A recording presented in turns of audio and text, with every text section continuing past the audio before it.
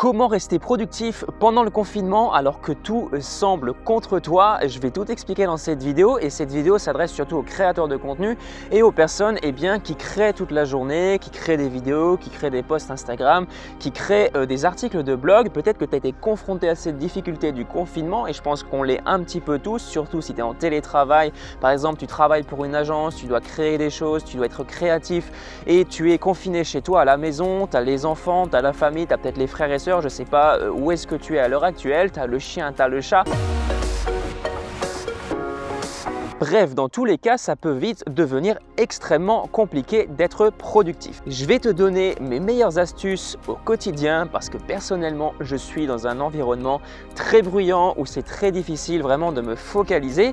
Et en fait, ce que je vais faire, c'est que je vais te donner des trucs et des astuces qui vont peut-être fonctionner pour toi et qui vont peut-être ne pas fonctionner. Donc, ce sera vraiment à toi de choisir en fonction de ta situation. Mais dans tous les cas, il y en aura au moins une qui va être extrêmement efficace. Et reste bien jusqu'au bout de la vidéo parce qu'on va voir une petite astuce qui va te permettre de détourner l'interdiction de sortir de chez toi plus d'une heure. Alors c'est pas vraiment détourner, on va le faire de manière légale, mais tu vas voir que tu peux en tant que créateur de contenu, en tant qu'entrepreneur, te permettre plus de liberté. La première astuce est extrêmement simple, c'est tout simplement de te lever plus tôt que l'ensemble de ton environnement. On imagine tu es dans une famille, la plupart des personnes dans cette famille se lèvent à 8 heures, on va dire ta femme, tes enfants se lèvent à 8 heures ou peut-être à 7 heures. Et bien toi ce que tu vas faire, tu vas te lever 2 heures plus tôt. En gros, s'il se lève à 7 heures, et bien toi tu vas te lever à 5 heures du matin. Du coup, ça te laisse 2 heures pour travailler vraiment de manière focus sur ton projet. Et en 2 heures, tu peux abattre l'essentiel des tâches importantes de ta journée. Ce que tu peux faire en fait, c'est très simplement des sessions de deep work, alors de travail profond, ça s'appelle. Je te mettrai un petit lien d'un livre en description de la vidéo. Ça te parle du deep work, ça te parle du travail vraiment profond. Tu es hyper concentré dans ton travail et ça, franchement, ça fait des miracles. Tu peux faire un travail vraiment énorme en un laps de temps hyper court. Je te mettrai le lien dans la description, ça coûte que dalle et c'est extrêmement intéressant. Donc, tu fais ça, tu prends 2 heures avant tout le monde ou peut-être même 3 heures avant tout le monde si tu es motivé. Alors personnellement, cette solution, elle me convient pas du tout simplement parce que je suis pas du tout un lève-tôt et il y a des personnes qui vont te dire c'est quelque chose qui se prend par l'habitude. Absolument pas. Moi personnellement, c'est un truc que je déteste. Je l'ai déjà fait pendant plusieurs mois d'affilée. Me lever à 6 heures du matin, me lever à 5 heures du matin et ça ne marche pas. Donc j'ai décidé de faire autrement et justement, je vais te partager les autres astuces dans la suite de la vidéo. La deuxième astuce, c'est très simple, c'est simplement de s'isoler dans une pièce avec tes écouteurs. C'est très efficace si par exemple tu as envie de rédiger des plans de contenu, tu as envie de rédiger des posts par exemple pour Instagram, tu as envie de rédiger des carousels, c'est hyper pratique parce que tu vas vraiment être avec des écouteurs qui vont étouffer tout le bruit autour de toi. Tu vas entendre une petite musique, alors tu peux mettre de la musique motivante, tu peux mettre une musique un petit peu relaxante, bref tu fais comme tu veux.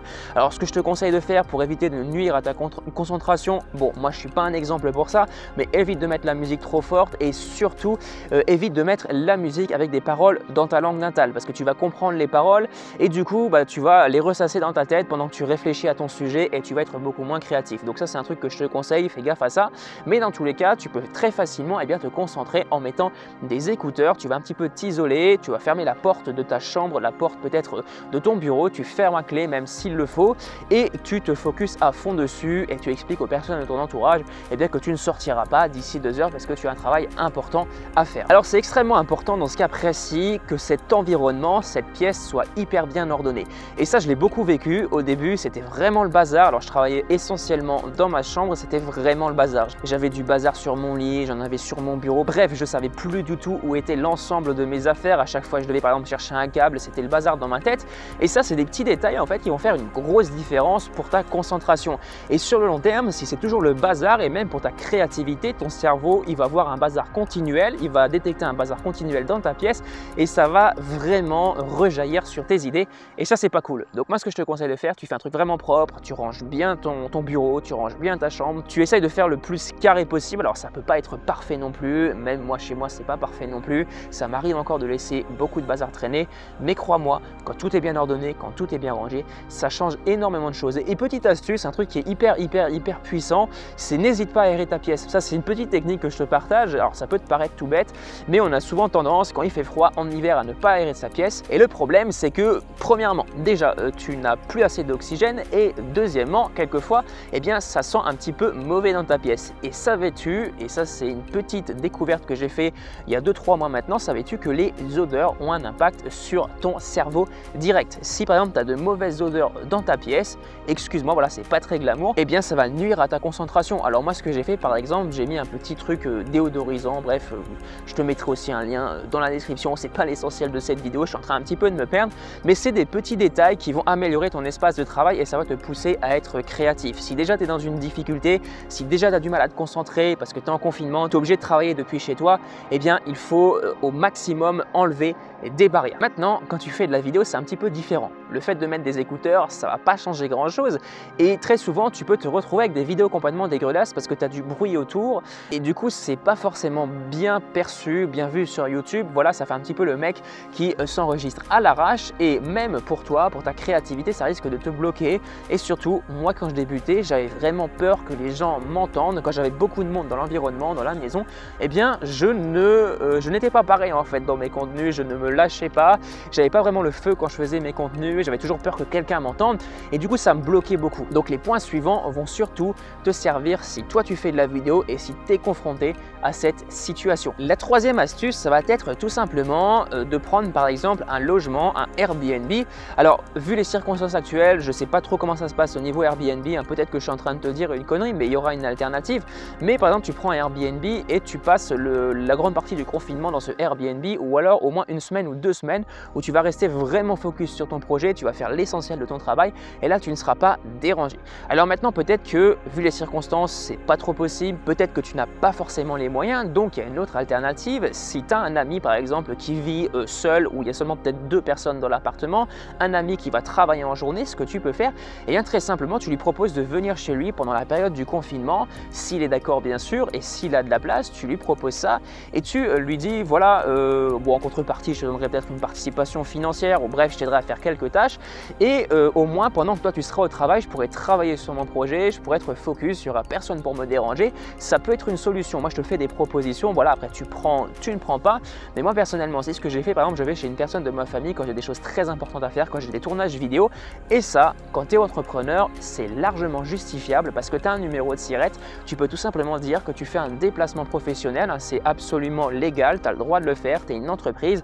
Et le problème quand tu es créateur de contenu, si par exemple ton entourage, ton environnement t'empêche de créer du bon contenu, eh bien c'est compliqué parce que c'est la base de ton métier, c'est la base de ton entreprise et si tu ne crées pas de bon contenu, les gens ne vont pas être intéressés par ton contenu et du coup tu ne feras pas de vente, tu ne gagneras pas ta vie. Donc c'est vraiment une cause vitale pour ton entreprise. La quatrième astuce, ça rejoint la première astuce et je suis en train de l'appliquer à l'heure actuelle. Si par exemple tu es dans un endroit où il n'y a pas trop de monde, si tu es à la campagne, alors ça ne va pas concerner les gens par exemple qui vivent à Paris ou dans des grandes villes, à moins que tu puisses te déplacer par exemple dans un parc, mais ça m'étonnerait, je ne sais pas trop comment ça se passe au niveau des réglementations, mais dans tous les cas, moi je suis en campagne, et bien tu peux profiter qu'il fasse beau, là il fait pas trop froid non plus, et il y a des périodes en hiver où il fait pas trop froid, et même si par exemple il y a un autre confinement qui viendrait au printemps, eh bien tu pourras utiliser cette astuce. Tout simplement ce que tu peux faire, c'est faire tes tournages vidéo en extérieur et tu peux le justifier en tant que déplacement professionnel, parce que si vraiment chez toi c'est la galère, si vraiment tu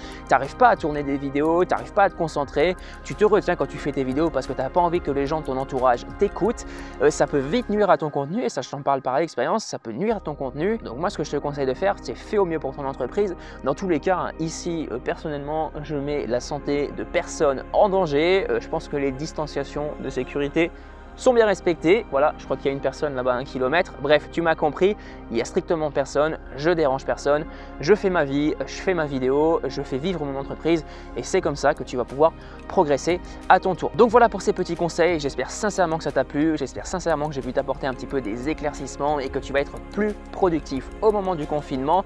Dans tous les cas, je te souhaite vraiment beaucoup de courage dans cette période difficile. J'espère que tu vas en ressortir plus fort. N'hésite pas à rejoindre juste en bas dans la description une formation totalement gratuite qui t'explique concrètement comment faire pour obtenir tes 1000 premiers vrais fans sur Instagram en 30 jours.